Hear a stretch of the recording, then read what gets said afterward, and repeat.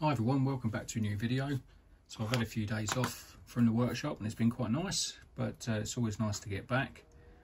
Bit of normality, and I can put my good ideas to use. So a bit of progress today. I think I showed you the front bumper in the last video, so I'm really happy with how that's come out. Got a couple of little bits I want to tidy up on it, but other than that I think I'm going to leave it now. The consensus was not to add an A-bar, might sort of overcrowd it, so that's cool. Unfortunately I'm still waiting for a reply from RC 4-wheel drive about the part of the hinge that fixed to the body shell is actually missing, so a bit of a pain, because it's not going to be an easy piece to make if I have to make it. So I'm hoping that they'll get back to me pretty quick. Sent a couple of messages off, but I've been working on the roll cage today and I'm really happy with how that's come out. So just fixes on the top of the tub here and then on top of the wheel arches, and I've put a spacer underneath to sort of support the weight of that in the event of a roll. I don't know about a light bar on the top of here. I know obviously famously the Marty McFly one from Back to the Future has one on there. It looks pretty cool, but don't know, let me know what you think, if it's overdoing it. And just on the bumper, just added these bumperettes, which I was a bit unsure to start with, but now they're on there, I really like them. I think they've come out really well. I did originally make them a bit higher, but I didn't like the look of them too high, so I kept them nice and low. All I need to do is just trim these ends just to match, that's all. But yeah, it's coming together really well. I'm really happy with it. Looks pretty neat. It runs, I know it runs, that's the main thing, because the SST is looming and I want to be there with it. So the main thing is that it runs. I just need to put the prop shafts on and I could drive it really. But you know, it'd be nice to get all the interior and everything sorted. But like I say, it's just hinging on those hinges at the moment, which is a bit of a shame really, but there you go. Yeah, other than that, there's loads of little bits to do. Got a few days off still, so I'm going to get on with some of the weathering and yeah, let me know what you think. Right, lots of progress made.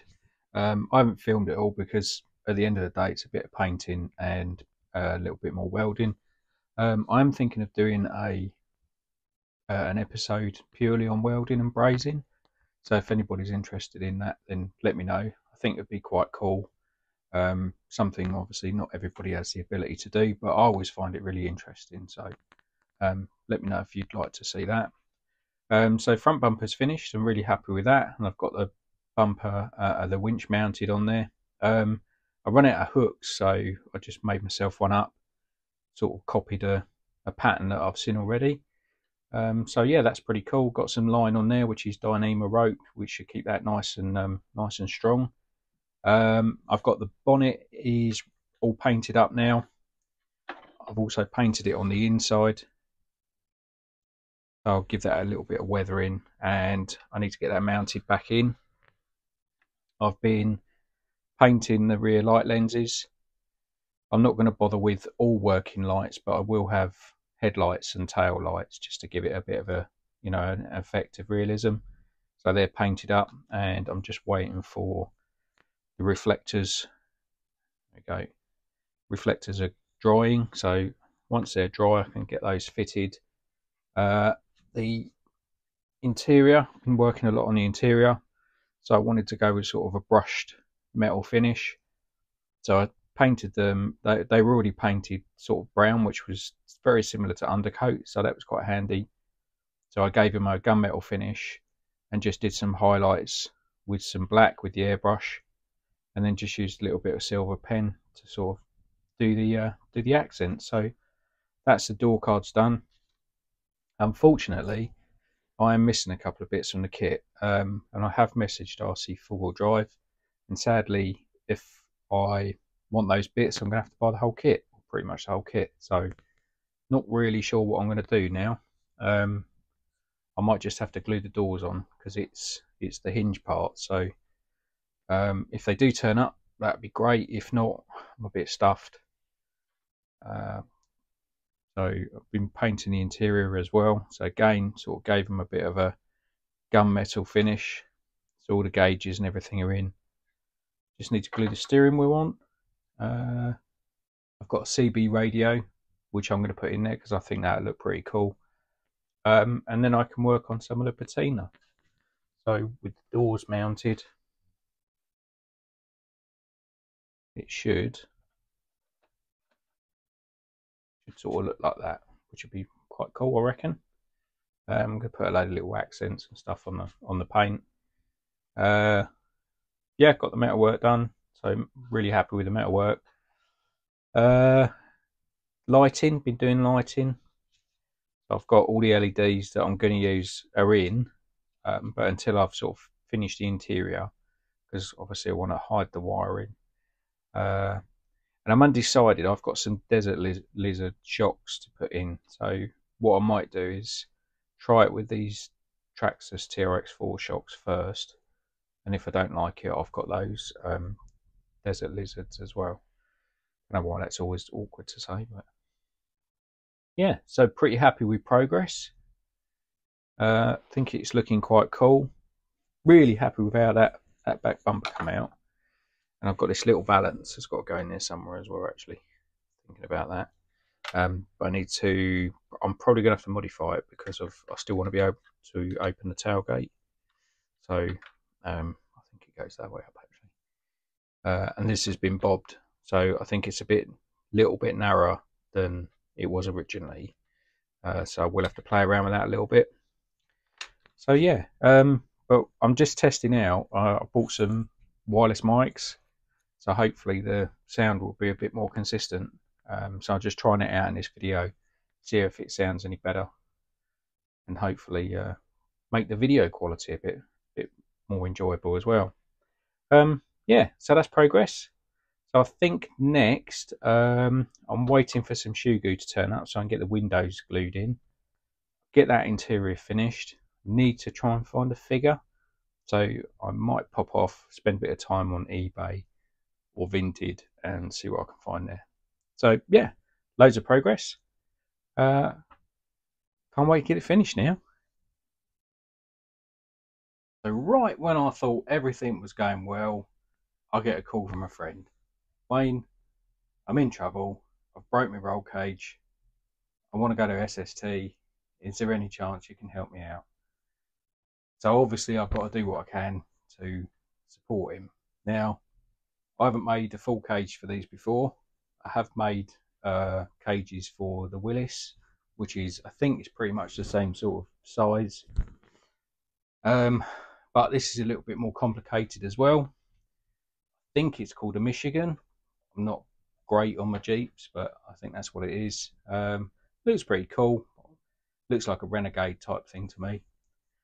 But he wants this rear cage fabricated from steel, but also originally it had some bars that went to the screen.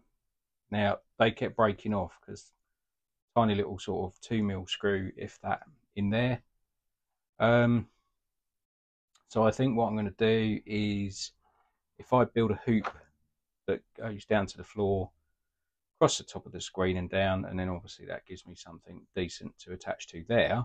But the mounting points for this frame are pretty weak, so I think I'm going to have to make new mounts for that as well. So on top of me trying to get the Hilux build done, I've now got this to do. So I'll make a start, and hopefully you guys will find it interesting, but I'm not going to make any promises. But yeah, might be something else you see at the SST. So I suppose I better pull my finger out and get on with it. I think the first thing to do is get it removed, have a look at the mounting points and get some measurements up, and then start with a bit of fabrication. It looked odd to me that this bar was leaning back as much as it does, but we did Google it, and on the proper ones it does do that. So I'm going to have to follow that as well. So it looks to me like where it mounts here, it actually mounts flat to the body, but then it has a slight kick in it. And then I think I'm going to have to do the same with the front. But we did agree that this little bit here might look better if it's got a slightly longer straight bit on it as well.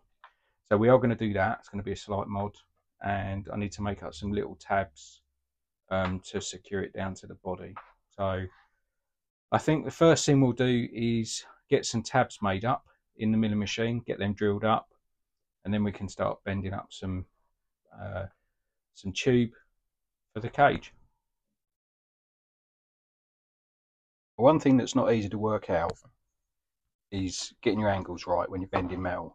So when you're trying to do two bends in the same bit, what I tend to do is I've got all these different dies that I use for bending metal round. So I get one that's the closest to the bend, the actual closest one is in the bending machine at the moment, and then I'll take a measurement from the center line.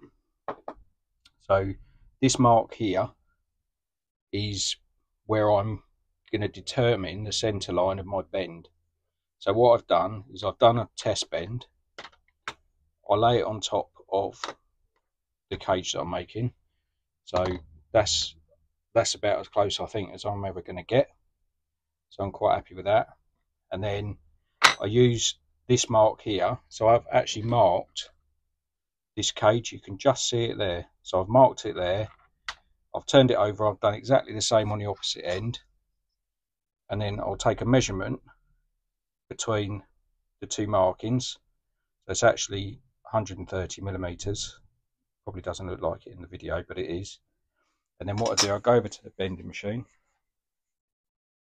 and I've got the correct die in here. So I line up my marks with the middle. Then all I do is just move this round, and I pretty much do most bends to just under 90 degrees. And then what I'll do is I'll compare it to the actual the previous plastic one, and then I can always put this in and just sort of tweak it just a little bit further. Right, there we are. So I did the two bends exactly as I said, and hopefully you can see there. Looks pretty good to me. In fact, I'd say that's perfect. Okay, next is a bit of work over at the milling machine. So that, if you can see it, is the original mounting hole, and we want to use that. So I need to machine some little plates that are going to sit on there, and then I'm going to drill through and bolt it from underneath, and hopefully that should hold it in place nicely. Right, I'm on the fly a little bit here. So first thing I've got to do is turn some of this 10mm bar, so it's 10mm in height, obviously, 2mm thick, and I'm turning it down to, or machining it down to 8mm, because that's the size I need for those little brackets. And then what I'm going to do, I'm going to take it out, I'm going to flip it on its side, use the milling machine as well to drill and tap 2 holes in there. And then what I'm going to do is I'm actually going to screw up from underneath into this plate, and that's going to secure it to the truck. So bear with, all will be explained when I get it actually fitted. It might make it a bit easier to understand. Okay, right, let's see how I go at explaining this. So these are the little bits that I've machined down, and I've tapped some M3 in the middle. I've screwed in a long M3 cap head, and the idea is if I thread that up there like that, and then one up there like, come on, getting that, like that, then I should set up a jig. But basically, once I've welded those on, I will be able to use this original mounting. It will spread the load across that whole flat section, and then you'll be able to screw it up from underneath where it was originally attached, and I think that's going to be pretty damn good.